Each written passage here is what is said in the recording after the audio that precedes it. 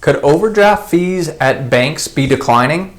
Well, the Consumer Financial Protection Bureau, also known as the CFPB, recently announced a new rule that would limit banks' ability to charge overdraft fees.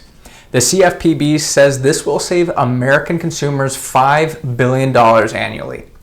I am interested to see how this rule plays out, considering the regulator provided three options for banks. First, they could opt to charge $5 for overdrafts, which is below the current average fee of around $35. Or limit the fee to an amount that covers the lender's costs, or charge any fee while disclosing the interest rate of the loan. Overall, I do believe there should be overdraft penalties because it is burdensome to banks to cover negative balances for consumers. I believe it does break your contract with the bank when you do have an overdraft, and that there should be that penalty to discourage people from doing so. I would assume most banks would opt for the two latter options rather than the $5 limit. The problem with charging based on the cost of the lender is I'm sure that would add additional expenses to the bank, as it would just be another regulation they would have to follow. The banks would likely need to continuously prove what those costs are, which would cost time and money.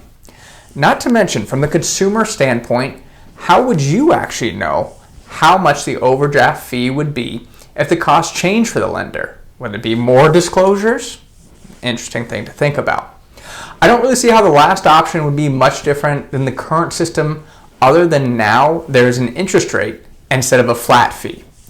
I could see people also complaining about that being unfair years down the road as well. Banks do currently list what their overdraft fee is, but it is buried in paperwork due to all the current required disclosures they must provide, which ultimately leads to most people not knowing what overdraft fees would be. Many banks have also already made changes which include allowing for a grace period or a buffer.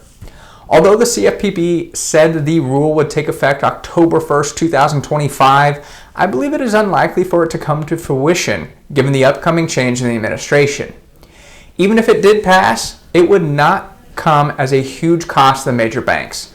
Advocates for changes will point to large numbers like overdraft fees have generated $280 billion in revenue since 2000, or the nation's biggest banks still take in roughly $8 billion in charges every year. But these are ultimately tiny figures when considering JP Morgan Chase has seen sales of $162.2 billion over the last 12 months, while Bank of America has seen sales of $94.6 billion, and Wells Fargo has seen sales of $77.9 billion. So again, ultimately not a huge impact to these large banks. I'm Chase Wilsey with Wilsey Asset Management. If you like these videos, be sure to give it a like or comment, and feel free to check out our other YouTube videos and weekly newsletter for the latest economic news, expert analysis, and market insights.